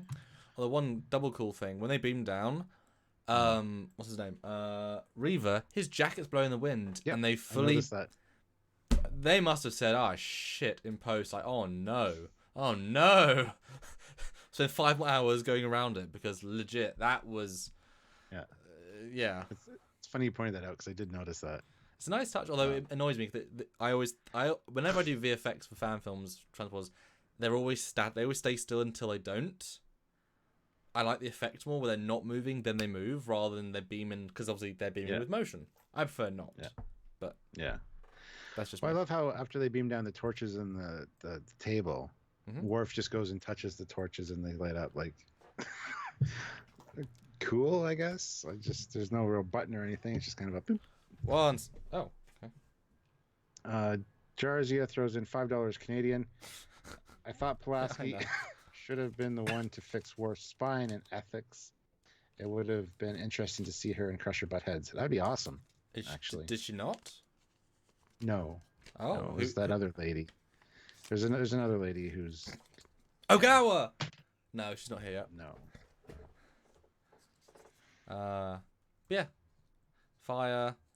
And then this bit amazes me because the episode pretty much ends. Well, yeah, for almost, yeah. They find out that he wants to give them something that they have in common. Reva's going to teach them each sign language, so they'll be learning together. While they're learning to communicate with Riva, they'll also learn how to communicate with each other. So, and yeah, that's it. that's the episode. And then we get the Picard a nice bit. I actually love the ending where Picard brings him Troy just to say, I know you know how I feel about you. Weird phrasing, but you did great today. Well done. It's really lovely played by him. Actually lovely. And it ends. But I was like, where's the plot? Stuart? What's happened to the plot? It's just ending. I don't know. They just left Riva alone on a planet with these factions that just almost tried to kill him a second ago. Hot minute ago. I don't. This is the worst ending I've seen for a TNG episode so far. It literally ruined the episode. This is absolutely garbage ending. They just ran out of story, of plot, of caring. It's awful, absolutely awful. And I want to know if you agree, because can it make sense? This is just a stupid ending that just ruins all episode. Like this, legitimately lowers a score by many points. This ending. Well, we've talked about how there's been abrupt endings for these ones before, for these episodes. This one definitely takes the cake for abruptness. It's like, and no resolution. Like, well, yeah. Does he die? We don't even know. Like, how's he going to get off the planet once the? I mean, it'll probably be months for them to learn everything, but still, like, is he fine? He was just left standing there in front of the table with his arms in front of him, like, okay. Yeah, the ending's a little bit abrupt for sure. But it's such a stupid plan of his. Because I mean, yeah. I mean, you can't teach someone if you haven't got context. So what's going to happen is they're going to walk in, be like, Riva, what are we going to do? And he's like, and they're like, what are you saying? And he keeps going, and they're like, I don't know what you're saying. Because remember, they're speaking alien languages. He hasn't got a communicator with them anymore. Like, he's not even used translating now. He's flipping me off or something. Yeah. This in certain countries is not a good sign, you know? You got to be careful what you... I love you, my friends. You're good friends of, whatever. But it's like, okay, so he's doing that. At some point within a few minutes, they're going to get kind of annoyed they don't understand him because he can't teach them sign language without teaching them sign language. You can't. It's like, Stuart, I'm going to teach you the word blue by just telling you blue. Blue, blue, blue, blue. Do you know what blue means yet? Well, no, you can't teach someone with. Well, It doesn't. You can't. that being said, with the situation he's in, he could like literally put his hand on the table, do the symbol for table, and then again, and they'll be like, "What? The table? Yes." I know, but people have been dying every second of this planet. I know. Like, I was expecting him to like bring a pad so he could talk to them normally and then teach them. Like, or I was waiting for them to stay and talk to them with him, because I don't buy for 1 second he can teach them sign language before the war starts. Because as soon as one dude starts the war again, they're gonna say, "Well, Reva isn't helping us. Screw this guy, he failed. We're gonna kill each other." Like, as soon as he can't help them in the short term, they're gonna give up on him because he's not doing his job properly. He can't do this job, and they just left him saying, "It's fine, Reva. It'll take you months of non-war to teach them something they in 2 different languages, and it's just such a just give them a fucking computer, and then they can just chat to each other and teach them." Maybe they beam that stuff down afterwards. It's just stupid. They should have, when they beamed down, they should have had some equipment with them. I agree, almost wholeheartedly. Just one guy. Remember, this is not their language. None of these people speak the same language, and it's just a stupid ending. And he's meant to. It just makes me think the character's dumb as well, because yeah. Or at least if they didn't leave, like if we'll bring you because they could go back to his planet, pick up new people. Like, it didn't take that long to get there.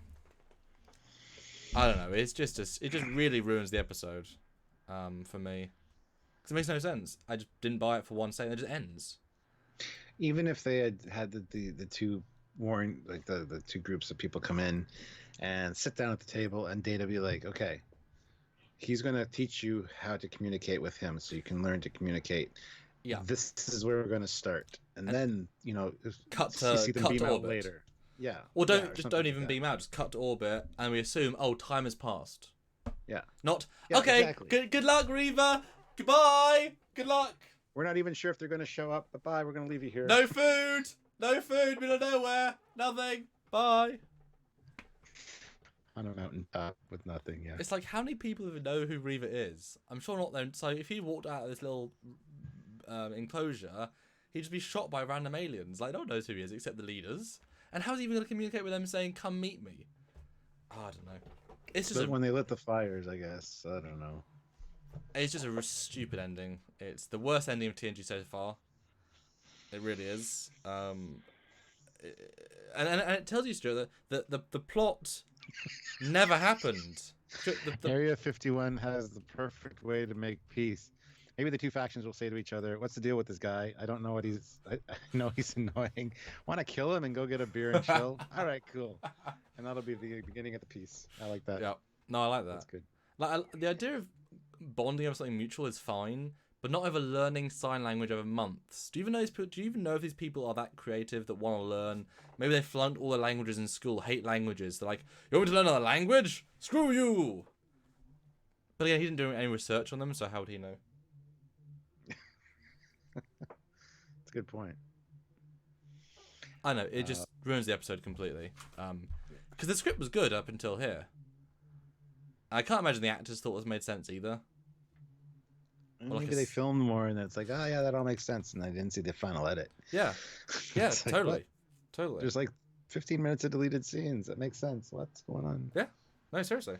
Yeah. So that just ends. Because, like, shit, where was the plot? The plot was this guy comes to negotiate, doesn't work, gets killed, whatever, move on. Like, the plot never... Like, the best bit of this part is Data with sign language. You know what I mean? It's weird. And Dan23 says, "TOS, they got the actor or character to freeze and then beam it up." Yes. Because transporter technology at the time required a stasis field around you so you wouldn't move while you were beaming up. That's why it's so stiff in TOS. And they went ahead and fucked all that up with Enterprise, where you can run and beam. But it's dangerous. Yeah. They did it twice, I think. That was the explanation originally. Like a stasis field that held your body in place as you beamed, and then as you materialized, it shut off and you can move again. But anyway, Pixels at Dawn puts in 2 pounds. They learned sign to tell Reva how bad this idea was. Yeah. I don't. What's the comment you had a minute ago? I'm sorry, I didn't mean to talk all over you. I don't know. No, you didn't. You was about to talk to a comment, and you had a great point. I was going to double down on something you said.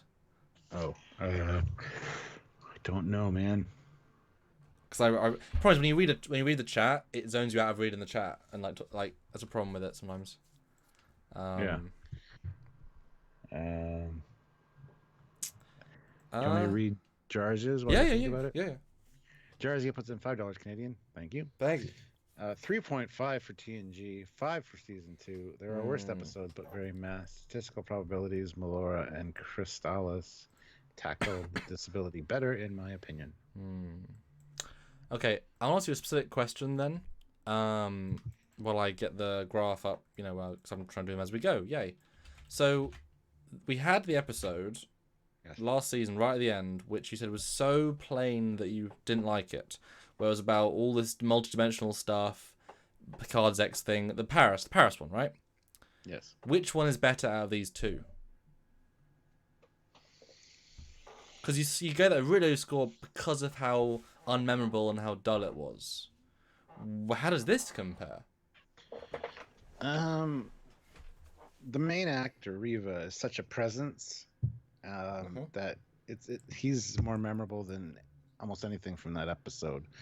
That being said, the end part of that episode, the last few minutes with Data and the little thing sealing the rift, that's very memorable. But I thought that was its own episode, something's different and removed from that. So it's hard to say. Honestly, I'd probably rather watch this one than We'll Always Have Paris. But I assume not by much. Not by much, no. The only reason that We'll Always Have Paris might trump this one is because there's half-naked lady in it. But I mean, there's fully naked people here. They just die in between frames. Like you get, you get a skeleton. He's pretty bloody naked. That's hot. It's very hot. I mean, it's singingly hot. Yes. Way. Okay. Well, I mean, guys, this is the chance now for you to put in your scores, because we want to know your out of 10 for TNG season 2 and TNG season, or all TNG overall. While we give our full reviews, we'll then read out all yours, and all super chat them for longer comments. Would be great, as a few of you have wonderfully given, Jarzy and such, amazing, but a few more would be super awesome. That obviously makes sense, super. But Stuart, give me your overall final thoughts then. I think we both kind of agree that some good writing in this. And Pulaski's not bad in this episode, really. She's actually quite a good doctor and good character, even though she's a very minimal part in this one. But overall, as an episode, it's missing something for me, like an ending, maybe. And, Those are quite important, I hear. It usually. It does have some good writing, some good acting, like the first Steph character or actor in Star Trek. So it's memorable for that. But overall, it's meh. I've got to rank this thing. Well, question then: Do you like it more or less than your preconceived notions before you started watching it? More. A little bit more. Okay. Because there's more good in it than I really thought there was. The subtle script stuff, you mean? Like... Yeah. Okay. Yeah. So. Yeah. It was Degra. So. Yeah. Degra's great. Degra's good now. As for season 2 TNG. Okay, we'll do season 2 first. Okay. I'm gonna have to give it a 3.5. Okay. It's pretty low for me. As for all of TNG, it's going to be low again, probably a 2.5, maybe a 3 pushing it, but 2.5. I'll say 2.5. And can I, because obviously TNG season 2 is so, like, we're not there yet. If this was in season 1, what would you have given it? I've asked that for a few, and I think that's quite interesting for the first couple. Like comparing it with all the season 1 episodes. If this was season 1 episode 16, yeah, what would you give it then? Because that changed the context. I'd probably give it a 4.5. Okay. Maybe a 5. Okay. Because I mean, it did have a lot of good character moments for Yeah. Picard being excited at the beginning with the hologram and Yeah. all that kind of stuff. I thought there was some good moments in it for sure. It's just not plot based. Yeah, just as a as a cohesive piece, it's not there. There's a lot of good little pieces that just don't make up a good. Which, ironically, we've said before, certain B stories could be in any episode, and they might have just been moved from episodes. Like, Yeah. Anyway, okay. For me, so expectations are tricky, you know. People said it was great. It's definitely not a great episode. I do think they know this writer knew who the characters were, and even Riker. There's one bit early on, really early on, where Picard beams down and he's like, "Nothing's going on," and Riker's like, "That's weird," and Picard's like, "I'll keep you informed," and Riker's like, "Yeah, you better." Like, it's some sort of line of that. It's not just like, "Yes, sir." It's like it's a characterful, like that's Riker saying. It's not just a line of an actor, which is I love writing character lines where it's just a slight change on what you would say to what the person could say. Put a bit of them in it. I think it's the first half of Troy and the guy Riva is creepy. Her acting says I'm so uncomfortable, and I felt uncomfortable watching it. This is inappropriate. I didn't like it. Riva himself is good, but he's meant to be this weird, overly confident character. The other three they didn't quite go into enough, but that's not bad. This don't know at a time. It's padded, but it doesn't feel it because they're good scenes. But it is padded. They could have removed all of the B plot. Well, there isn't any, but I mean the B plot character stuff and put more stuff. It's like you invent these aliens for a scene and a half. Like, what was the point? It was there should have been another act of negotiation of something, as we know. But and the hologram is fun. So for me, I think all the TNG. I think you got to get a 2. I mean, there's not really anything to recommend it per se, and TNG's so good. Yeah. It's well below average. Season 2, I mean, it's the worst one of this season so far. For me, you thought it was worse than the Child Paris? Or is that was season 2? That was season 1. Oh, season 1. Okay. The thing is that I liked because I mean, obviously I didn't like it, but I liked it because you got a lot of Picard context. The ideas were cool, just poorly executed. And so there's some unique bits. These are them too, but the overall plot was weak. The Child I gave 2 or 3. It is better than the. Well, I did. I'm looking at scores. Oh, okay. This is better than the Child, certainly, but it's still really not great. So by that definition, I have to, I guess, match yours. 3.5. For season 2. See, I guess I felt the Child was more Star Trek because it was a very cool sci-fi concept that this alien wanted to learn our life cycle by, this one had a little bit of that with the chorus, but again, that doesn't necessarily a sci-fi element. Would it have worked better if they were actually aliens, not just humanoid humans? No, I don't think it would have. Okay. I think the deaf thing and just for us to be able to relate to it, I think works. Okay. Better with them looking human. So you think this is worse? Because if you think it's worse than the Child, then you gave that a 2.5. Well, you gave this a 3.5 for season 2, 2.5 out of TNG. Yeah. For Child, you gave 2.5 out of season 2, 1.5 out of all TNG. So if you want to make it worse than the Child, it's got to be 2 and 1, respectively. I'm just saying, I think this is slightly better. I didn't say this is. Were you surprised I said it was better, which implies you thought it was worse? Yeah, but I was saying that the Child had more of Star Trek vibe to it because of the premise of the episode. This is an episode that could have been in anything that's not sci-fi.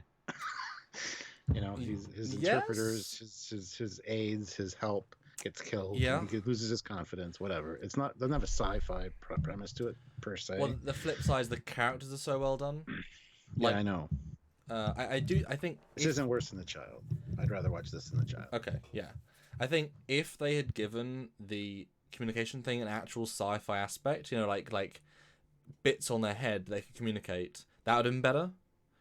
instantly, or holograms, expensive, but that would have been better. And they shoot his holographic emitter and it kills it. There are things you could have done to make more sci-fi more cool. Because See, if you had lost holograms, there wouldn't be any emotional impact. I'll just get new holograms later. I'll just get it fixed. This is like he's lost people, friends. But he still goes over, like he still forgets about them in one scene. You know what I mean? They don't ever mention losing them again after the initial. Oh no, my friends! Nah, I'm done.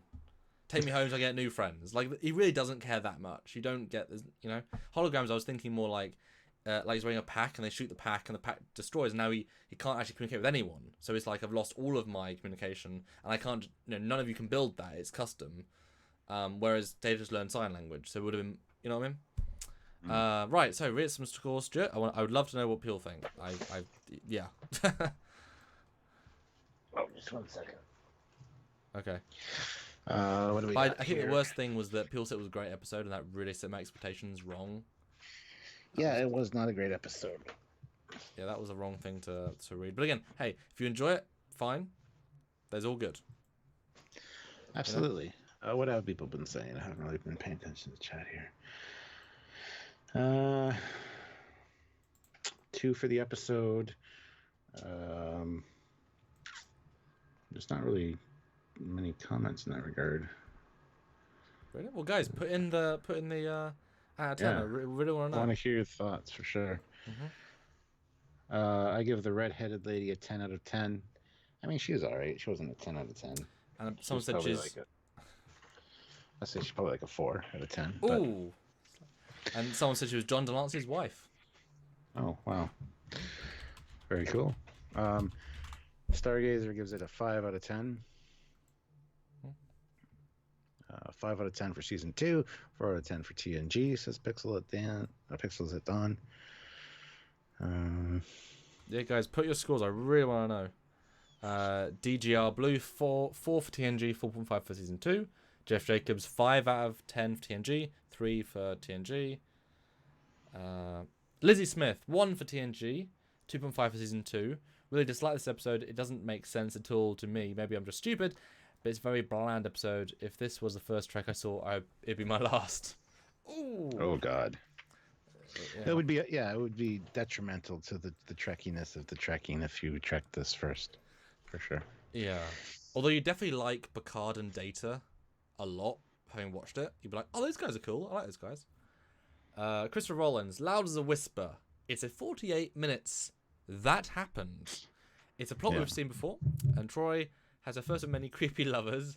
If Wes and Pulaski weren't in the episode, I wouldn't have noticed. 3 out of 10. Yeah. Mm-hmm.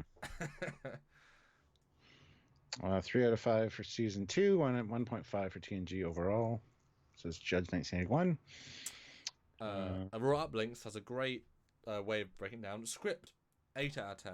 Enjoyment 4 out of 10. Acting/sets 7 out of 10. That's all fair, I think. Actually, that's a really good way of doing it. I mean, I think for us that's quite a lot to split up into. For every episode, yes, it would be. That's why we say we deal more in generalities. Yeah, and that took 2 hours, over 2 hours when we did the season 1 version. Because I mean, I even said to Ryan Jennings at Destination about episodes of Discovery can have a good part of a scene. Like you might say, oh, that shot was amazing, the scene was bad. Oh, the acting was good, the script was bad. Oh, that set was good, that costume was bad. Like each scene is broken into all these different things. To say one episode is bad is such a hard thing to do, because most things aren't universally bad or good. That would be amazing if things were universally good or universally bad.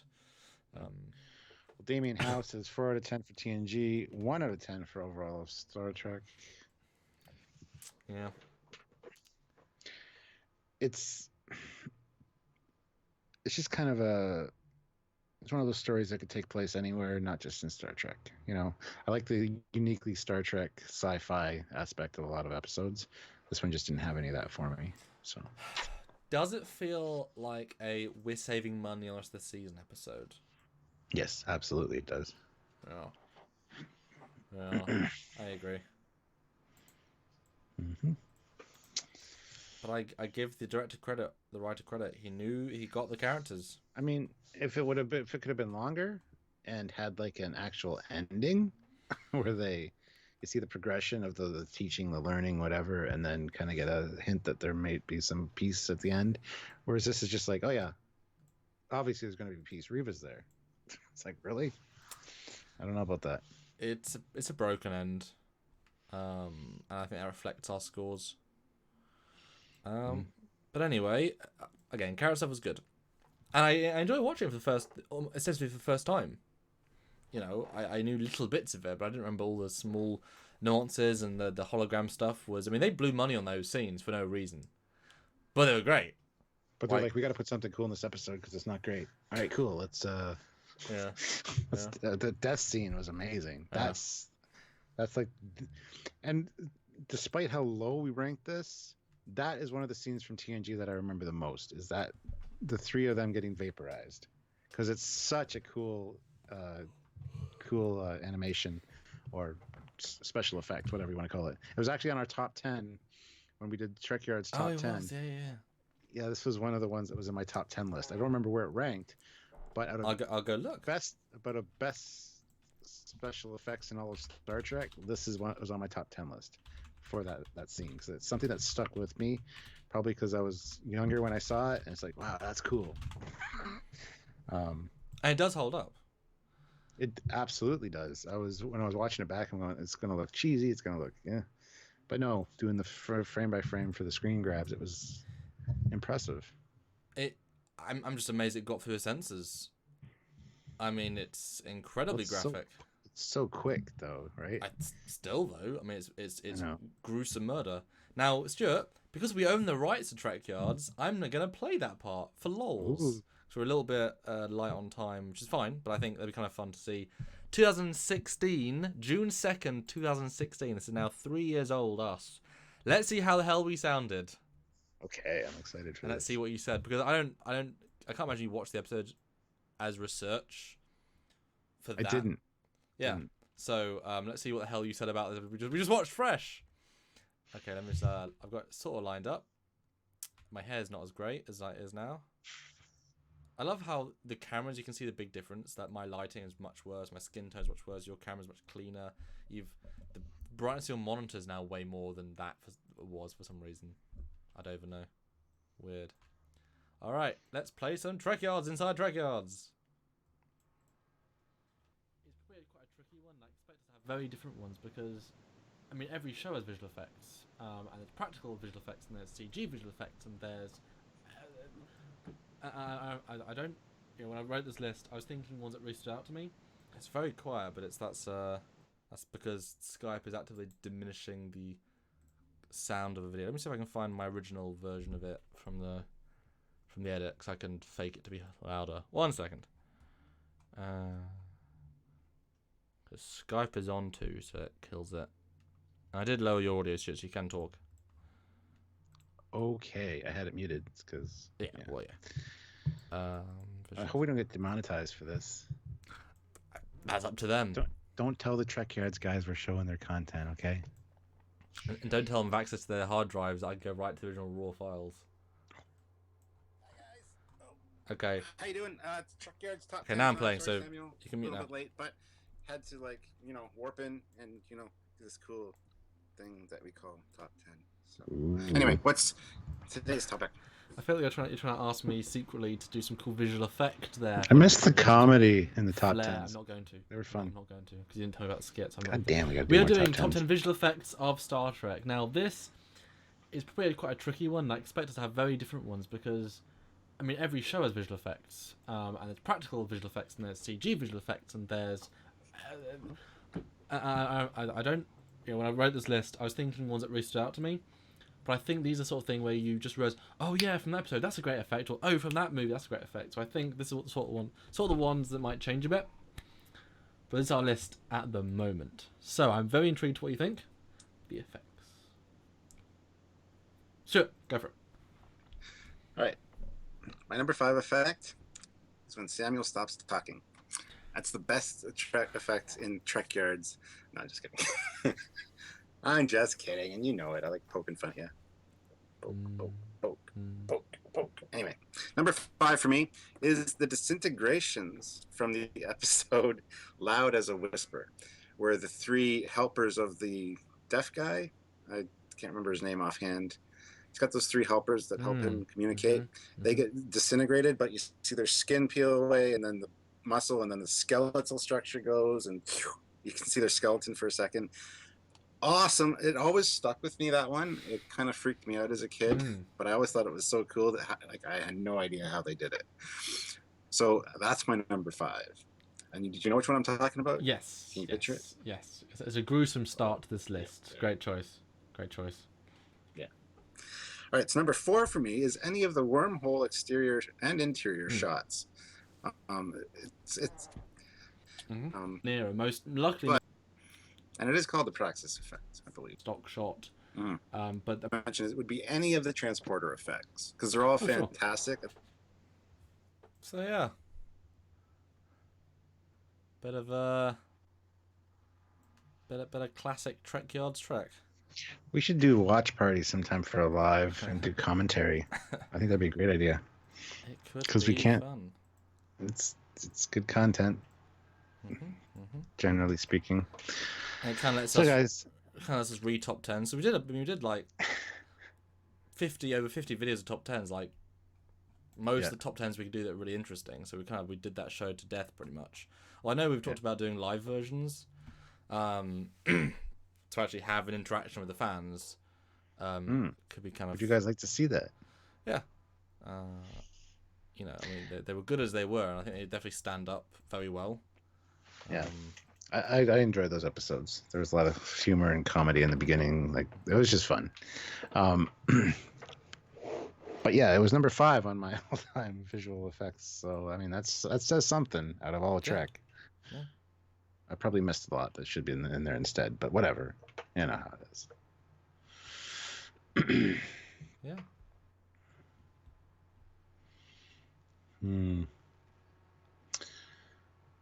So Christopher Rollins is signing off. Good night, Christopher. See you later. Yes. All right, let's stay on for like 5 minutes and maybe $15 would be great. Any comments, questions, thoughts? $15. And when's our next TNG review live then, Stuart? When's the next one you can do? Remind me. Wednesday. Wednesday. What one's that, Stuart? I don't know what's next. Hold the phone. Oh, hold on, don't look. Let me give you a hint to see if you can get it. Okay. Oh, that's too obvious. He's not who you think he is, but blatantly, definitely isn't who you think he is. That doesn't help. But do you Another know? hint? But do you know Another him? hint? Do you love him? But do you know him? Oh, with See? Grandpa. That was the obvious one. Yeah. What the hell's that one called though? Yeah, I wouldn't remember it either, but that one. Schizoid. The Schizoid Man. Yes. Yep. Thank you. Yes. That'll be fun. That'll be Brent just chewing That's scenery. a good episode. Yeah. Yeah. I remember liking that one.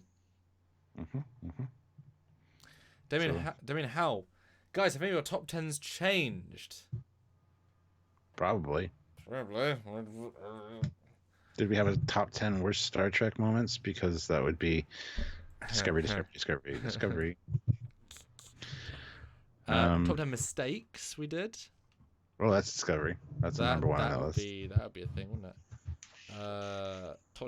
Top 10, well, top 10's 5, but it's 2 10s. Series we did.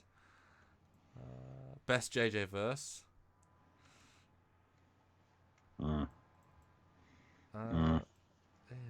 Best guest stars. These are just ones that could be included. Yeah. No, I didn't do that, but I think I want to stay more positive. Yeah. They were fun. I enjoyed them. They were a little bit of a bitch to research and pick your whatever, but whatever. But sometimes we would do them.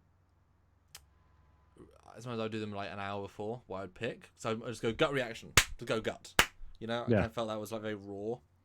Then I have to justify it too. I'm like, well, why do I like it? Justify to myself first, on live on camera with you, and then I can explain it. I did that a few times. It was good. It was a good solid year of doing them a bit more. I think we had some delays, but that was when we were trying lots of different shows because trying to get revenue where we could. They're never quite viewed enough, and they're too short. No, to but make people money. keep requesting them back. Mhm. So I think we should do some live top 10s. That'd be fun. Like I said, the problem is we've done like all the big ones. Obviously the ones you've done the big things, like you start to get smaller and smaller topics. To the point it's like top 10 alien sidekicks. It's like, yeah, We could revisit a lot of the older ones and just actually do a live, have the live chat determine what we're going to be, what the topic is, and like you said, we have to gut reaction just off the top of your head, come up with them. Might be a little more difficult, but it'd be interesting. It couldn't be that because we couldn't do graphics then. We can do it on the fly, I guess. Search on the fly, but then it's not very rewatchable. Like with our TNG reviews, apart from like the first 10 minutes of Vamp, because we have people to join us, they are definitely rewatchable. You know. True enough. And we like that. But guys, $5 more, we'll take 5. Any little bit is good. Yeah. And guys, the Birmingham video is done. It's pretty long, but that's okay. Fans will enjoy it, hopefully. And I did a quicker version kind of to supplement it because I didn't want to make it too long. But you'll see what I'm saying when I upload them, probably tomorrow. Okay. Samuel's like, oh, good God, that does not sound good. No, I mean... No, yeah, I mean, we did a lot of things, and that's the joke about that sort of content versus just edited content is that obviously you're talking about things. Mm-hmm. So obviously you're going to get lots of, you know, oh, this bit of us talking to a dude is 45 seconds. Well, guess what? That's 45 seconds of actual time you're going to use, you know. Yeah. Yeah. Robert Hayes says, shame I never saw you there. Were you there, Robert Hayes? We were there. A lot. But then we got DGR Blue puts in $2. Bridge crew tonight. Distinct possibility. I got to get back into the swing of Bridge crew for sure. But we'll see. I wish I could read more comments and stuff while I was playing through VR, but it's just not really a possibility. But we'll see. If you're off tonight, DGR Blue, I will let. I mean, if I do, it'll probably be 10:30, 11 o'clock Eastern Standard Time. But so stay tuned. But I can't say 100% definitely yes right now. So. Nice. And when you're up for filming some actual episodes, Stuart? What's that? Which afternoons are you up for filming actual episodes? Possibly Wednesday and Thursday. Oh, okay, so it's just like kind of like days you're just not free and days you still are free in general. Yeah, pretty much. Okay. Fair enough. Now I want to try and film a slew of episodes this week and a slew next week. I want to do some searching for some Starfleet battleships, Stuart. I said to you on the thing I want to do is a little licensed ships, kind of like this is the not canon, but like this is someone had to approve these for better or for worse, and look at some things that are just like interesting because this had to be approved by CBS, and it's like, ooh, cool. I guess Paramount in the case of some of the comics I've got. Yes, there's one in particular, Stuart, that I've already done a thumbnail for. It's a comic ship, and in the thumbnail I'm gonna put in it, yes, this is a real Star Trek ship. Trust us. Yeah, it's a thing. Dan23 says, are you going to do a video on the Vanity Fair Mandalorian trailer? Are you going to review episodes somehow? Well, I saw the new stuff in the new trailer. There's a little bit of new stuff, not super amounts. But are we going to review episodes somehow? We hope to, yes. Yeah, I'm not even gonna watch that trailer because it's like 10 days till it comes out. I'll just wait and watch it. Like I don't need to be trailed anymore. You know. Yeah. So and yeah, There's some cool new stuff though. But I'll save it for that's what I mean. I'll save it for the next episode. I don't need to see it. I'm already sold. And I mean, people were useful. We've got a large fan base that sent us things. I'll just say that. So someone who might already be lined up to send us things for Mandalorian. I mean, that might be a thing. Could be a thing. Could have had those discussions already. So I mean, could happen. I have not, Robert Hayes. I have not. Which comic? 10 days not for me. Yes, it is. Or is it 14th?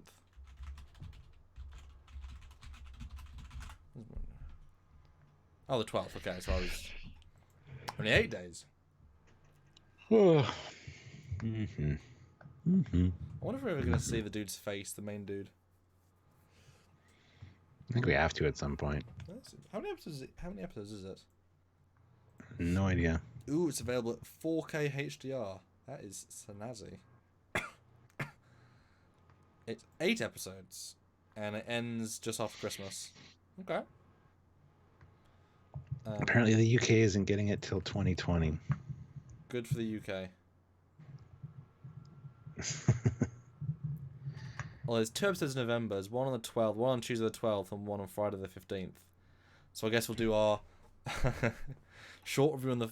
No? Oh, damn. Well, okay. No, that'll be next week. I mean, you can do a Mandalorian review on the Saturday, the 16th. Gotta get Disney Plus first. Mm. Yeah. Tom Zeros 48 puts in $2 Canadian. Any coming STO ship Trek Yards episodes? I'm bloody well trying. Yeah, there will be. Don't worry. I'm really trying. That's 3.5 months of waiting for stuff. I'm trying. And what do you guys think of a double bill bonus Trek Yards weekend? NX0 Starbase Concept John Eves on Saturday and bonus 5 Mark 7 on Sunday Fleet Yards. What do you think, Stuart? I didn't tell you I was doing that. So what do you think we saw? It surprised me a little bit. I'm like, whoa, relax. Don't release everything all at once. Remember back when I was like, let's just release everything that we found. So that'll make a fan base. Yeah, although neither have got great views, but it's only been 2 days. But do enjoy some great comments on both, I'll say. And actually, no effing surprise, but NX Era Starbase, David Metlis, that guy, made a 3D model years ago of it. Yep. Dave Metlis. Of course he did. Yeah. He's everything. That was really fun seeing. That was really fun seeing in CG. Yeah. Anyway, guys, thank you so much. Yes. Thank you. And we'll see you on Wednesday. Same time, as you would say, same Trek time. Same Trek Yards time, same Trek Yards station. Exactamundo. And we'll probably do quite a few of these leading up to the short track. Hope you guys will join in and check on the channel. They're always at the same time, so there might be one at 10. Do check. It'll be up at least sort of 3-4 hours in advance, scheduled. And until then, I'm Commander Kungs. And I'm Captain Foley. We'll see you next time. Bye, everybody. Bye.